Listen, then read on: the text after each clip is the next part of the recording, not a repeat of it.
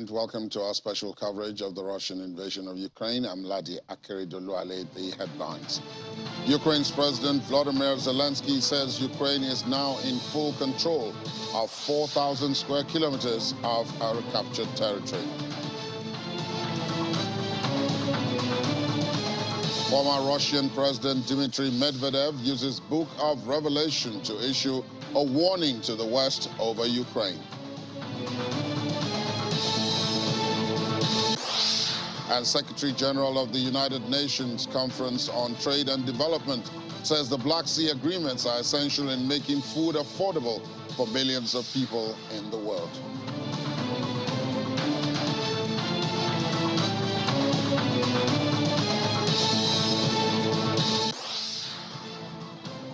Ukraine says it has made significant progress as it pushes back Russian forces, but it is not possible to tell if the war is at a turning point.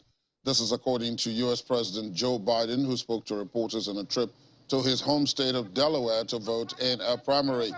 The president said the stock market, which fell sharply yesterday on inflation concerns, does not necessarily reflect the overall state of the economy. The question is unanswerable.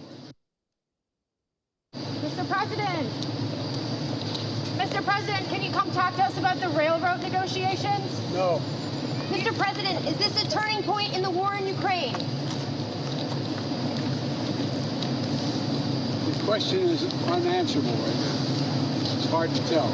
It's clear the Ukrainians have made significant progress. But I think it's going to be a long haul. Were you surprised by this progress? The numbers today and the resulting dive in the stock market. The stock market doesn't necessarily reflect the state of the economy, as you well know. And the economy's still strong, unemployment's low, jobs are up, manufacturing's good. So I think we're going to be fine. Are you worried about the inflation number, though, sir? No, I'm not, because we're talking about 0.1% of 1%, and, you know. Anyway, thank you. Mr. President, I want to know why you came back here. Can you avoid a railroad strike?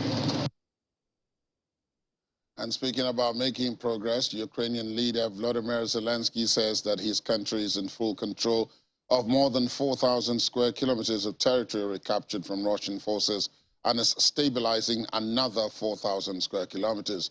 In his daily nightly address, President Zelensky said that in Balaklia, one of the areas which has been recaptured, residents are now receiving 5 months' worth of pension payments. The president also issued a call for bilateral and multilateral agreements with international states to protect Ukraine's future sovereignty. Earlier, he said Ukraine had retaken 6,000 square kilometers in its recent counteroffensive. Ukrainian officials, though, say it is important to make a distinction between taking territory and ensuring it is totally safe. As of now, stabilization measures are completed in an area of 4,000 square kilometers, in a liberated area of about the same size, where stabilization measures are still ongoing. Remnants of occupation forces and saboteur groups are being uncovered. Collaborators are still being arrested. Full security is re-established. We are working towards the most powerful entities of the free world to become the guarantors of our security, to determine on bilateral and multilateral levels who is required to retreat when any kind of threat to the state security of Ukraine arises, and how to react via sanctions, arms deliveries, and all necessary support, financial and such. The main thing is clear. Legally obliging steps, concrete and timely actions designed to prevent war and to cool down any intentions held by an aggressor. That means all that wasn't available to us, and why Russia was under the illusion that it could wage war against Ukraine with impunity.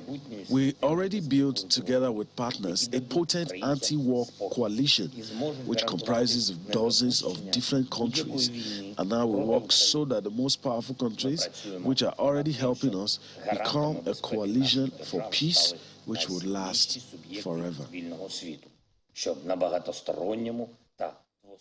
The White House says the Biden administration is likely to announce a fresh military aid package for Ukraine in coming days. Since Moscow abandoned its main bastion in northeastern Ukraine on Saturday, Marking its worst defeat since the early days of the war, Ukrainian troops have recaptured dozens of towns in a stunning shift in battlefield momentum. Earlier in a video address, as you've just heard, the President, Volodymyr Zelensky, said the West must speed up deliveries of weapons, calling on allies to strengthen cooperation to defeat Russian terror, while Foreign Minister Dmitry Kuleba had singled out Germany for refusing to provide tanks and armor. That we've talked about so much. Ahead of future security assistance packages, I do think you'll see another one here in coming days, Phil. We're in lockstep with the Ukrainians, talking to them every day. And I would also add that many of the systems that we've been providing in just the last few weeks and a couple of months have proven instrumental and effective in the Ukrainians' ability to go on the offense and to be actually quite effective on the defense in the last several days and weeks, to include, of course, those advanced rocket systems that we've talked about so much. They're using them with great effect. They have met with many problems of their own making in Ukraine. There's no question about that. But it's still a very large and very powerful military, and Mr. Putin still has an awful lot of military capacity left at his disposal, not just to be used in Ukraine, but potentially elsewhere. I think that's going to be up to the Russian people to decide. I mean, we have taken note of public statements by public officials, and certainly it's not insignificant, because it's not the kind of thing you've typically seen. Mr. Putin has tried to obscure the war in Ukraine since it started. Actually, I'd go so far as to say before it started. He calls it a special military operation. It's a war.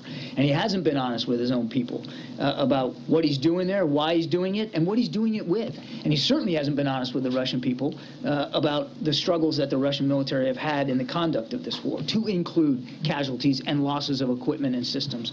Yeah, we note that he's coming under more criticism, but it's going to really be up to the Russian people to decide how they handle that.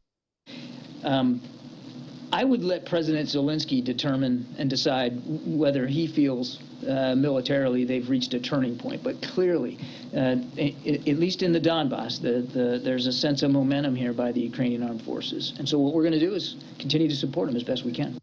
Well, I want to be careful not to speak for a foreign military, but I mean, certainly in the north, we have seen Russians evacuate, withdraw, retreat from their defensive positions, particularly there in and around the Kharkiv Oblast. They have left fighting positions. They've left supplies. They're calling it a repositioning, but it's certainly they have withdrawn in the face of Ukrainian armed forces that are clearly on the offense. But Steve, I mean, obviously, these are some dramatic events we're watching, but it's war, and war is unpredictable. And I think we're going to watch this as closely as we can, but it's really the Ukrainian armed forces that should speak to the progress they're making. The United Nations is trying to broker a resumption of Russian ammonia exports through Ukraine, a move that could stabilize a landmark deal allowing Ukrainian food and fertilizer shipments from Black Sea ports. Ammonia is a key ingredient in nitrate fertilizer. A pipeline transporting it from Russia's Volga region to Ukraine's Black Sea port of Odessa was shut down when Russia invaded Ukraine on February the 24th. The United Nations has proposed that ammonia gas owned by Russian fertilizer producer Oilchem be brought via pipeline to the Russia-Ukraine border. There it would be purchased by U.S. headquarters commodities trader Tramo, according to the proposal. The pipeline is designed to pump up to 2.5 million tons of ammonia per year. Ukraine and Russia are both major global grain and fertilizer exporters. The United Nations said the agreement on Russian and Ukrainian exports is needed to tackle a global food crisis that it had said had been worsened by Russia's war in Ukraine. An ammonia deal would give Russia more of a reason to stick to the Ukrainian Black Sea export deal. What I can say is that the UN is pursuing all efforts to allow for a positive outcome on Russian ammonia export to international markets, and that's what we are doing. Specifics about the negotiations, you understand that I cannot give you. So let me first say that ammonia and fertilizers were in the two agreements from the beginning. This is not something new. It was in the Black Sea Initiative Agreement. The ammonia was included in the memorandum and also in the memorandum that was signed for the unimpeded export of food and fertilizers from Russia. From the numbers that we have from June to July, food exports have gone up 12%. But I don't know if that is a trend because I don't have the numbers of 2021 because those numbers are not published. So from the numbers that we have received from the Russian counterparts on food exports, there has been a 12% increase between June and July. With respect to fertilizers, the exports are still down. And that is our concern. The Secretary General has said, there is no solution to the food crisis without reintegrating food and fertilizers, grain and fertilizers to global markets from Ukraine and from Russia. And our objective is to fulfill the objective of avoiding the crisis. And fertilizers is a very important part of this deal. Let me say that we have projections in terms of the problem that fertilizers can cause. Fertilizers are right now at 3 times the price, the normal price before COVID. So we have said from the beginning, in the first, the second, and the third brief of the Global Crisis Response Group, that we need to tackle grain, but also fertilizers, because the crisis of affordability that we have now will be a catastrophic crisis if we don't solve the problem. Meanwhile, the Kremlin says China's leader Xi Jinping and Russia's Vladimir Putin will discuss the war in Ukraine and other international and regional topics at their meeting later this week. The two will meet in Uzbekistan at a summit that will show an alternative to the Western world. President Xi is seeking a historic third term, while Mr. Putin's relations with the West are at rock bottom over his invasion of Ukraine. Mr. Xi is beginning his 3-day trip in Kazakhstan today. He will then meet Mr. Putin tomorrow at the Shanghai Cooperation Organization Summit in Samarkand, which will run from the 15th to the 16th. Mr. Putin will also meet other leaders, including those of India, Pakistan, Turkey, and Iran. But his meeting with China's leader is of particular importance, and that's according to Kremlin foreign policy spokesperson Yuri Ushakov. Meanwhile, Russian president will also hold talks, or rather also held talks with German Chancellor Olaf Scholz over the phone, with Mr. Scholz calling on Putin to withdraw his forces from Ukraine, and Mr. Putin highlighting Ukraine's blatant violations of international humanitarian law. During the 90-minute conversation, Mr. Scholz asked Mr. Putin to, quote, come to a diplomatic solution as quickly as possible, based on a ceasefire, a complete withdrawal of Russian forces, and respect for the territorial integrity and sovereignty of Ukraine. The German Chancellor also called on Mr. Putin to avoid any escalation around the Zaporizhzhia nuclear power plant and to implement a UN-recommended safe zone around the facility. Mr. Putin countered that the plant is subjected to constant missile attacks from Ukraine, which creates real risks of a large-scale catastrophe, according to a readout of the call from the Kremlin. The Russian president also accused Kiev of blatant violations of international humanitarian law, pointing to the shelling of majority Russian-speaking cities in Donbass. Along with French President Emmanuel Macron, Mr. Schultz has been one of the few European leaders to remain in contact with Mr. Putin following the launch of Russia's military offensive in Ukraine in February. The pair held a joint conversation with the Russian president back in May, with the conversation fiercely condemned by more hardline anti-Russian officials from the Baltic states. The Speaker of the Russian Parliament, Vyacheslav Volodin, says Ukraine's attacks on the Zaporizhzhia nuclear power plant are creating an unacceptable risk. According to him, Moscow will act to prevent a disaster from happening, while the United States does not seem to care about the potential damage to Ukraine and its European NATO allies. Mr. Volodin made these comments while opening the legislature's autumn session, saying that Kiev's terrorist actions are putting the world on the brink of a nuclear catastrophe. He noted that while the United States may be far away from the plant, their NATO allies in Europe stand to suffer in case of a radioactive release, adding that the US government and EU parliaments are silent about the threat. But many other states around the world share Russia's concern about the situation. IAEA Director General Rafael Grossi, who personally led the mission to inspect the plant a while back, said that both Russia and Ukraine are interested in a proposal for a local ceasefire and a security zone around the plant. And former Russian President Dmitry Medvedev has said that Western, quote, half-wits are leading their country down the road to nuclear Armageddon with their hybrid war against Moscow. He added that endlessly funneling weapons and support to Ukraine while pretending not to be directly involved in the conflict would not work. According to him, the security guarantees proposals unveiled by Kiev yesterday were, quote, really a prologue to the Third World War, calling it a hysterical appeal to Western countries engaged in a proxy war against Russia. His comments were prompted by Kiev's publication of a security treaty proposal developed under the tutelage of former NATO Secretary General Anders Fogh Rasmussen. The draft envisaged the US and its allies guaranteeing Ukraine's pre-2014 borders with weapons, ammunition, financial assistance and training, as well as committing to maintain sanctions against Russia for as long as Kiev wants and handing over any confiscated Russian property to Ukraine. Let's talk now to Victoria Serenia, Senior Fellow, Forum of Trans-Regional Studies. She joins us virtually from Berlin in Germany. Good morning to you, Victoria. Nice to see you this morning. Morning. Let's look at these this very latest developments here.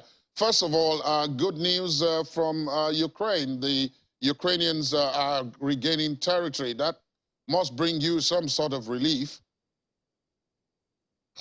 Yes, of course, there were a lot of relief and joyful comments all over the country, but at the same time, there are a lot of bitterness.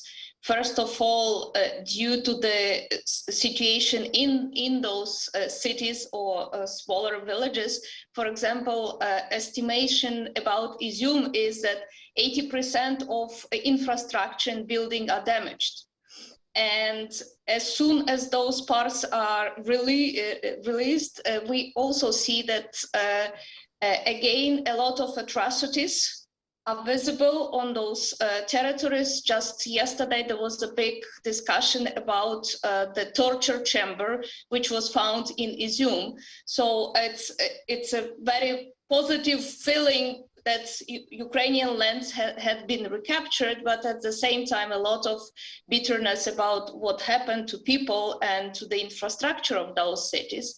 And in addition, of course, despite of the optimism, Ukrainian defense minister warned us that Ukrainian military are more vulnerable due to those counter-offenses. And anytime we might expect counterattacks from the Russian side. So it's very important not only to capture territories, but to hold the ground. And even more so, people are afraid what would be the response from the Russian side. Because we learned from the previous months that as soon as there is certain positive advance on the Ukrainian side, we immediately have something very bad on the Russian side, either rockets hitting. Immediately after that, there were several missiles hitting, for example, power plant in Kharkiv, and several oblasts were totally cut from the electricity for a certain time. Tonight, Mykolaiv was heavily shelled, and in addition to civilian infrastructure, educational institution was shelled. So, and a very big issue and very big question is what would be the response, and among possible responses, also such questions as using a tactical and nuclear weapon or using Zaporizhia plant are also discussed. Now, there is this proposal, if you like, which I just referenced in the stories I read before coming to our discussion. There's a proposal which is said to have been developed under Anders Fogh Rasmussen, the former NATO Secretary General, where they talk about the issue of security guarantees to Ukraine and returning it to its pre-2014 borders, and then guaranteeing that those borders remain safe and offering it weapons and all of that. But then, of course, you've heard what the Russian reaction to this is. Is this really a viable, do you think this is a viable situation, or is it a viable proposal considering where we are today? And it probably doesn't really bring to mind what the realities on the ground, both in Ukraine and in Russia, are. Not in the moment, but I think it's also part of diplomatic discussions and public discussions, because we know that in 2 days there will be a summit happening in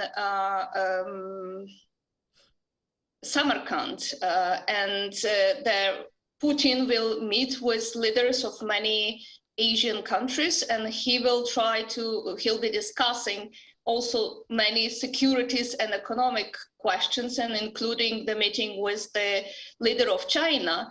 And of course, the problem that before, on the eve of this meeting, there was Ukrainian very intensive advance.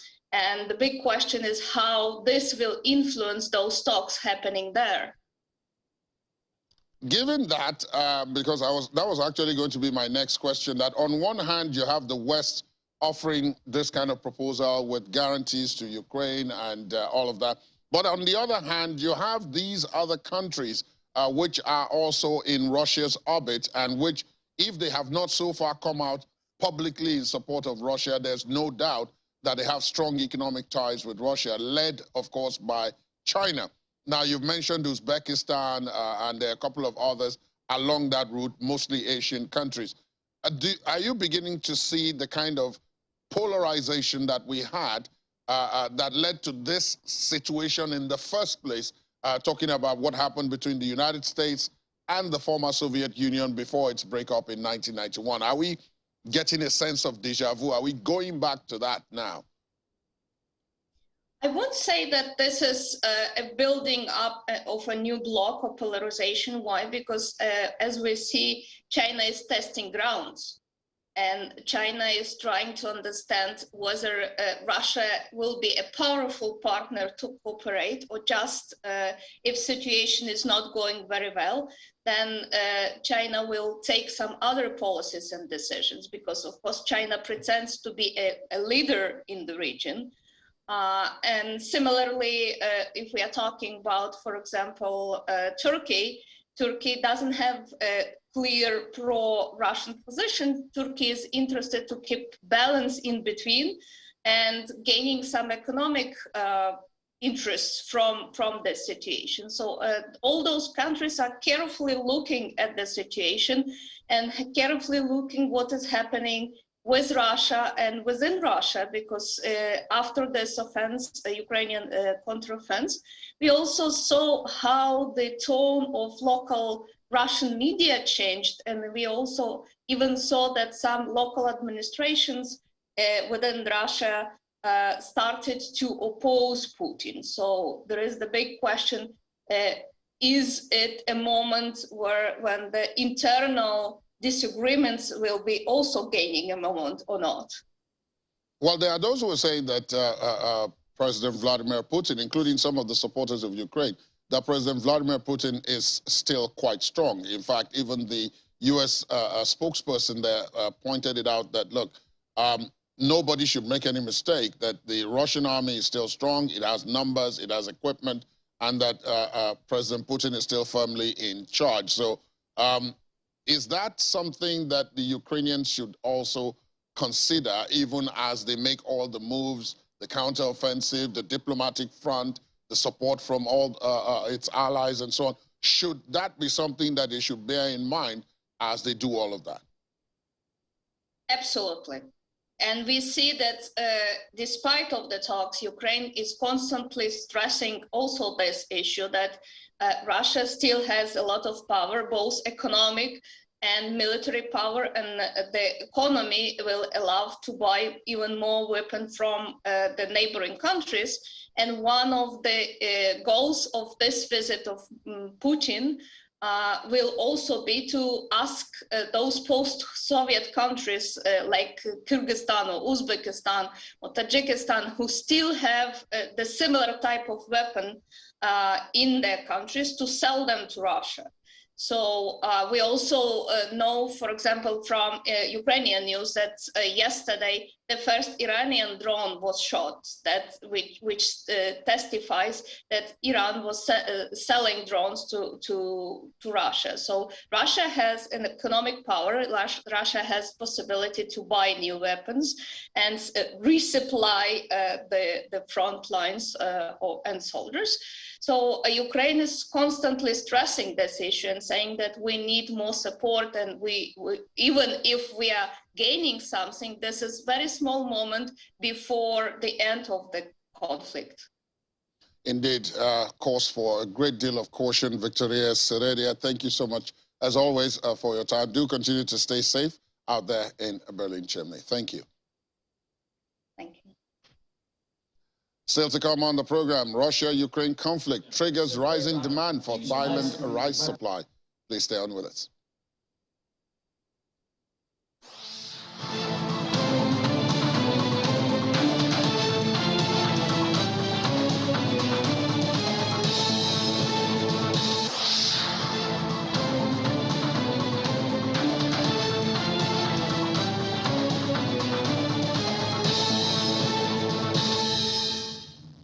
Thanks for staying tuned. Welcome back to the program. Let's talk now to Dr. Ngozi Uwogugu, Associate Professor and Head of Department of Political Science at Babcock University, Alicia Ramo in Ogun State. He joins us virtually this morning. Good morning to you, Prof. Thank you for your time. Good morning. Good morning. Thank you very much for having me on your program. Thank you. Let's take a look at some of the most recent happenings in all of this. Of course, there has been the continued back and forth between the Russians and the Ukrainians. The Ukrainians, of course, sound a lot more upbeat because they are on a momentum now, retaking some of the territory previously held by the Russians. But everyone who has spoken has said, look, all this needs to be taken with a great deal of caution. The Russians are still very, very, very strong. Is that a fair point? Yes. Yes. I think it's important that people don't get overexcited. The Russians are still very strong, and they are capable of doing more damage. And like many world leaders have said, the best approach is to find a way of putting an end to the war as soon as possible. Now, talking about putting an end to the war, there's a lot of diplomacy going on, both at the level of individual leaders talking about conversations between the Russian leader and several other leaders. And then there are conversations around cooperation, mainly economic, possibly military.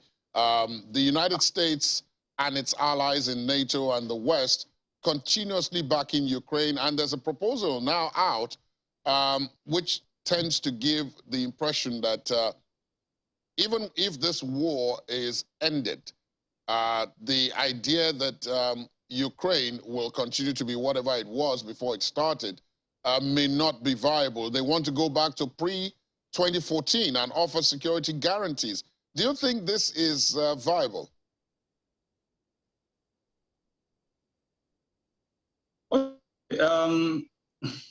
Well, it's a delicate situation, but considering how long this invasion, this war has lasted, it will be difficult to have Ukraine moving on as a post-Soviet country that is having very good relations with Russia.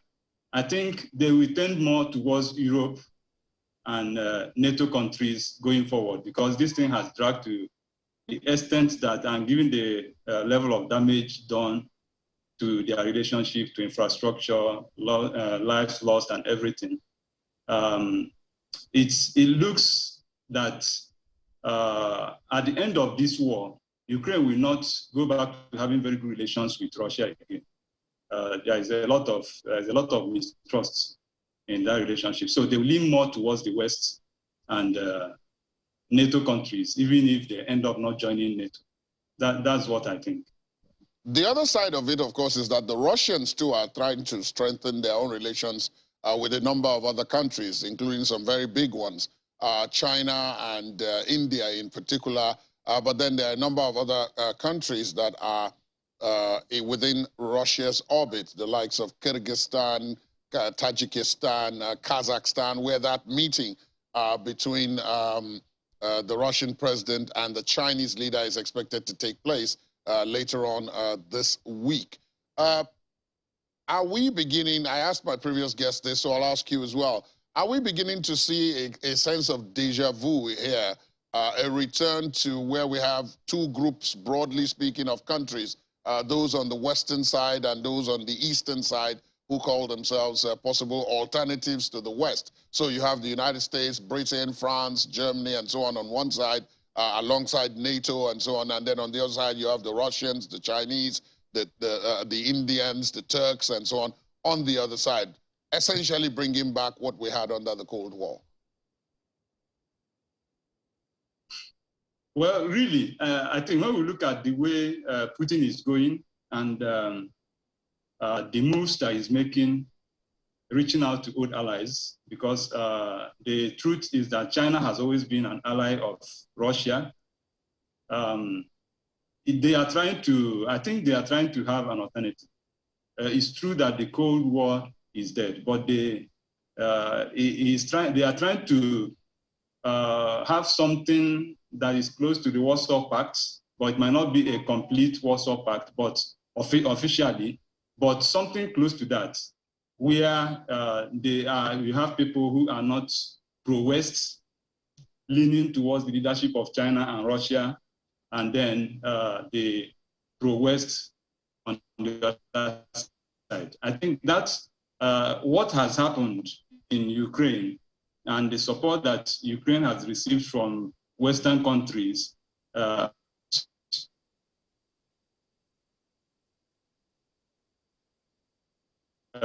Russia on a spot rise around it. Yes, we are moving towards not having, let me say, a bipolar world once again, not a situation where US and NATO are seen as the only dominant force.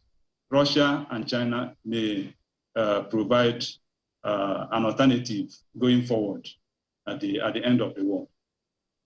I've asked several political scientists like yourself this question.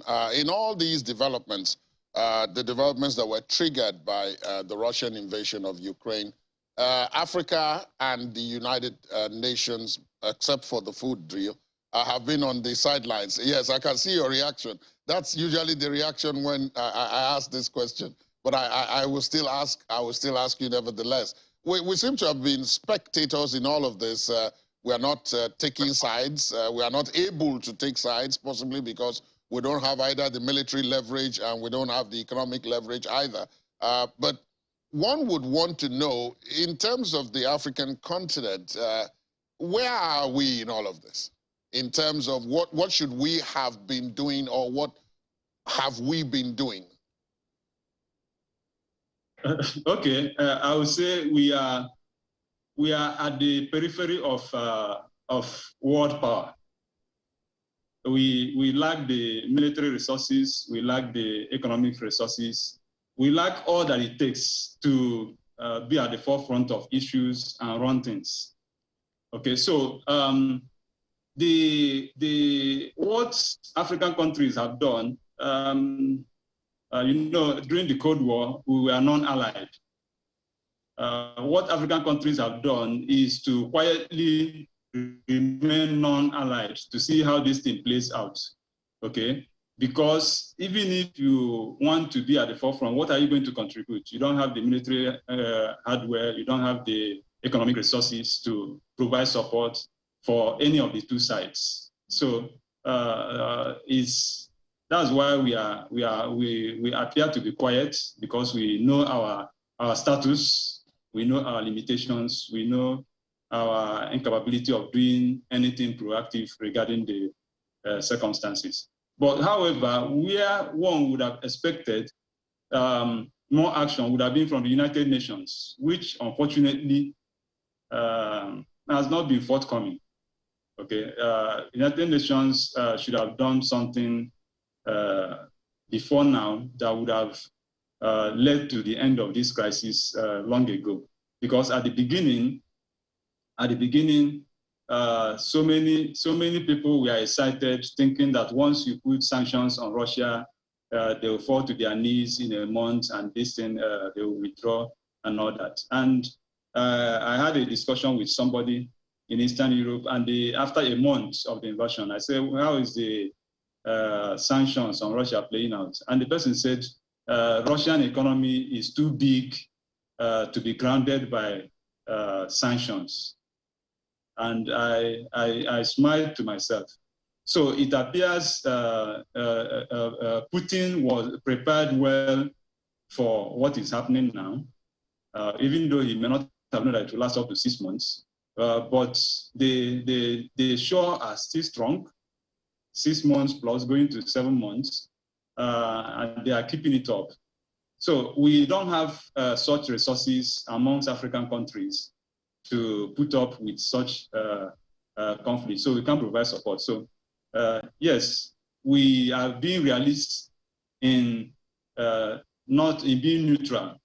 Really, that's what I think. Indeed, realism in the face of incapacity. That's the way you put it, Dr. Wogugu. Thank you so much, Dr. Ngozi Wogugu, Associate Professor and Head of Department of Political Science at the Babcock University in Alicia Ramo. Thank you for your time this morning. Thank you very much. Do have a wonderful day. Thank you. Thailand's rice exports reached a high of 4.75 million tons from January to July this year, a year-on-year increase of 53%, according to the latest government statistics. The Thai government says it expects the country's rice exports in 2022 to total 7.5 million tons, which will rank Thailand the second largest rice exporter in the world, only after India, which has exported about 11.23 million tons of rice between January and August 2022. The main causes of Thai rice export growth are devaluation of the baht, which makes the price of Thai rice more competitive in the international market, and the increasing demand for Thai rice supply caused by the Russia-Ukraine conflict. In particular, the exports of Thai rice to Central and West Asian countries have increased significantly. Iraq has become the largest importer of Thai rice.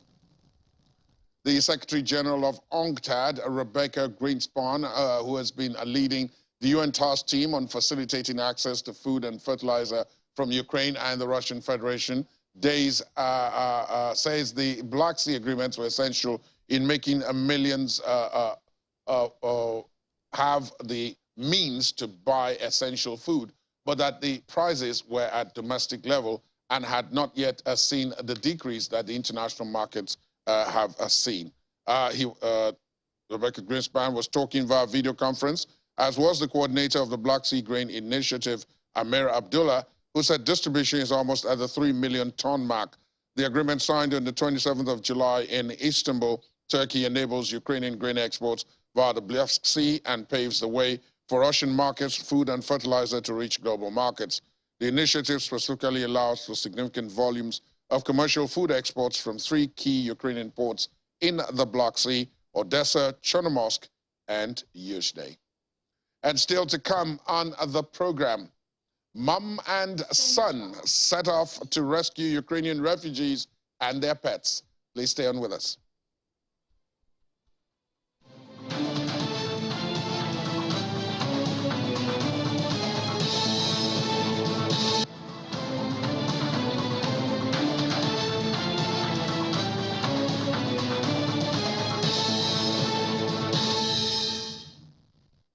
Thanks for staying tuned. Welcome back. As always, the business news and implications from this crisis in Ukraine. Ini John McQuarrie joins me. Morning, Ini. Good morning.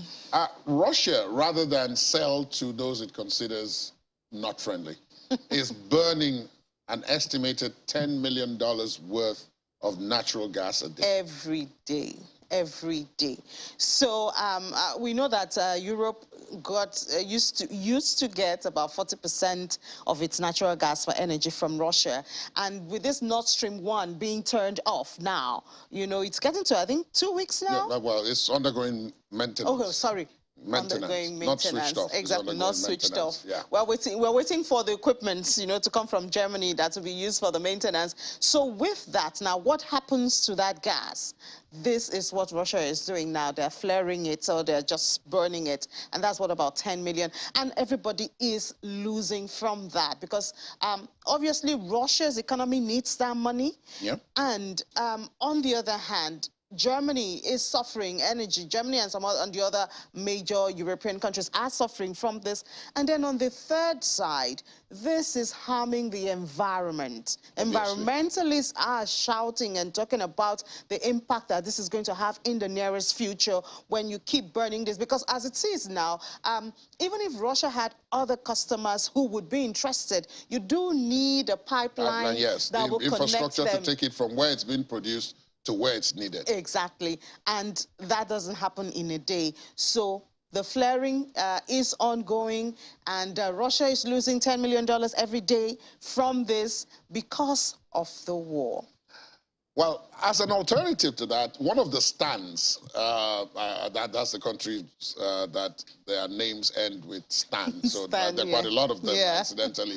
Kyrgyzstan, Turkmenistan, Uzbekistan, and so on. Now, one of them, Turkmenistan, has about 265 trillion cubic feet of gas. And some are beginning to look at it as an alternative to Russian they are in gas. Central Asia. So why are they not replacing Russian oil? Now, this country, I think they're not the 4th or the 6th largest gas reserve in the world. And yet, Europe is hungry for gas, and they cannot turn to them. Why? Because there's no infrastructure. And before now, they have tried to build an infrastructure that will connect them to Europe. But guess what? It has to go through Russia. And Russia is deeply opposed. So before now, Europe didn't take it seriously because, of course, they had supplies from Russia. And perhaps Russia opposed it because it's going to take away their market share. Definitely. So now, it's not going to take away their market share because they're not supplying, but the sentiment there is unfriendly countries. And if Turkmenistan were to try to build this in a route that may be longer, not pass through Russia, it will become one of the unfriendly countries. It will become one of the unfriendly countries. It will become one of the unfriendly countries. And right now, they're supposed to be friends with Russia because they do have some sort of relationship with Iran. So, you know, the friend of my friend and the enemy of my enemy kind of relationship is there. But, I mean, Turkmenistan would like to use this opportunity. But as it has been for years, how do they get it across to Europe without going through Russia? That remains the question. Yeah. And speaking about friends of friends and enemies of enemies, Turkey, who is friends of enemies, let me put it this way, is firming ties with one of the West's enemies, Iran. So I think that, I mean, when we look at the position of Turkey in the war, you get confused, and they're one of the special countries, I guess, because when we talk about the grain that is going through the Black Sea now, I mean, they are very instrumental to that. Yes. And they've also shown in one way that they're not in support of the war, and yet they're friends with Russia. They're buying the cheap oil. Yes. And you understand? And now they are firming ties with Iran, who is friend to Russia, enemy to the West. Absolutely. You understand? And, well, things are not very easy in Turkey at this time. And Turkey is a member of NATO. Let's not forget that. Turkey is a member of NATO. I think it's a very interesting, it's a very interesting relationship. President Erdogan is really walking the tightrope. Yeah, but they are desperate now. Their inflation is really high, about 30%, very high. Things are really difficult difficult for them. So I guess they're keeping sentiment aside. I don't know if you're my friend. I just want something. Business is business. Exactly. Let's save the economy first no and see what happens. involved. I think that's their focus at this time. Now, these are not the only things happening in the world of business, even related to this war and related to other issues. So you want to hear more?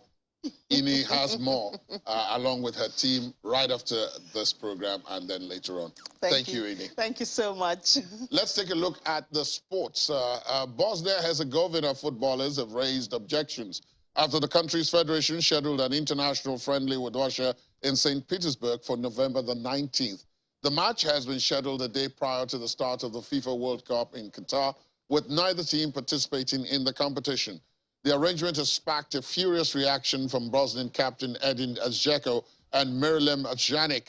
According to Bosnian media reports, Pjanic followed his captain's lead and asserted that the decision is not good, leaving the former Barcelona and Juventus player speechless. It's the third friendly the Russian Football Union has announced recently, after also arranging matches against Kyrgyzstan on September 25th in Bishkek and another away match versus Iran in November. And U.S. Open champion Iga Swiatek has urged people not to forget about the Russian invasion of Ukraine on her victorious press tour. She spoke at the Rockefeller Plaza in New York City to raise awareness of the ongoing humanitarian crisis in Ukraine. Poland shares a 535-kilometer border with Ukraine, as well as a land border with the Russian enclave of Kaliningrad. Between 1.5 and 2 million Ukrainian refugees are estimated to be staying in Poland, more than double any other country in the European Union. Last month, Swiatek took part in a tennis play for peace event at the Billie Jean King National Tennis Center, which raised $1.2 million for Ukraine. And finally, on the program, Sarah Walters and her adult son, Jake, are driving to the Ukrainian border from Swindon to help charity Eden Aid. So far, the charity has transported more than 200 pallets of aid to Ukraine, and its minibuses have helped more than 500 vulnerable people flee the country. The charity is helping families bring their pets too, and has rescued 56 dogs, 37 cats, and 1 guinea pig. Ms. Walters, a Nordic walking instructor, and Jake, who works in construction, will join a convoy of 5 minibuses picking up 35 refugees and 9 pets. The mother and son team has managed to raise about £3,000 to cover trip expenses. The generosity and kindness from Sweden friends is absolutely incredible. Jake said he knew he wanted to help, but he was not sure how to go about it until his mother suggested they drive to the border. Although he's allergic to cats, he said he's ready to crack on. That's our program this morning. Thanks for being with us. There's an update within the world today at 5 o'clock. My name is Vladi Akere Dulualedu. Have yourselves a pleasant midweek ahead. Good morning.